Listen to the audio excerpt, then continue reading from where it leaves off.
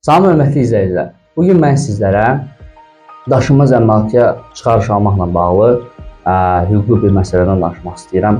Hansı ki, uzun illərdir evinə və ya torpağına çıxarış ala bilməyən milyonlarla bəlkə vətəndaş var, bu onu narahat edir. Və buradakı məsələnin nədən ibarət olduğunu və prezidentin fərmanı ilə bağlı, hansı ki 2025-ci iyul ayının 16-sında prezidentin fərmanı mövcuddur.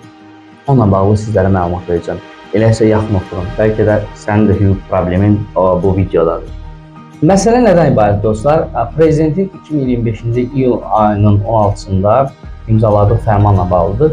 Bu fərmanla artıq siz daşınmaz əmlakınızla bağlı sənədlərin əvvəllər sizə mütləq deyildi ki, bu sənəd sizə mülkiyyət hüququna əsas vermir. Artıq o sənədlər sizə mülkiyyət hüququna əsas verəcəkdir.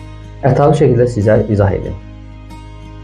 Bəs hansı sənədlərlə artıq çıxarış almaq mümkündür?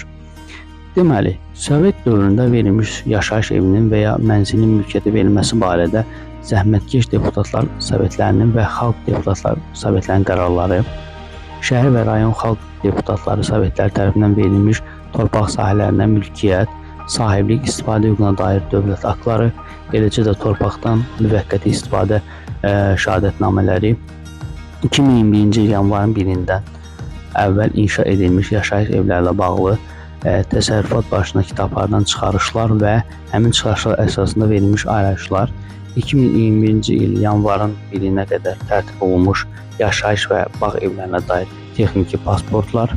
Burada mühüm şərt torpaq sahəsinin ölçüsü göstərilməsidir. Yəni bu texnik pasportlardan kolxoz növünə aid qərarlar, yəni kolxoz üzvlərinin ümumi yığıncağının və ya müvəkkillərin yığıncağlarının həyətyanı torpaq sahəsi verilməsi barədə qərarlar, eləcə də torpaq kitablarından çıxarışlar, safxoz və digər kənd təsərrüfatı müəssisələrinin rəhbərlərinin əmrləri və bu əsasda verilmiş torpaq kitabı çıxarışları 2021-ci il yanvarın 1-nə qədər yerli icra hakimiyyəti nümayəndələri tərəfindən qəbul edilmiş yaşayış evi tikintisi üçün torpaq sahələrinin ayrılması barədə qərarlar.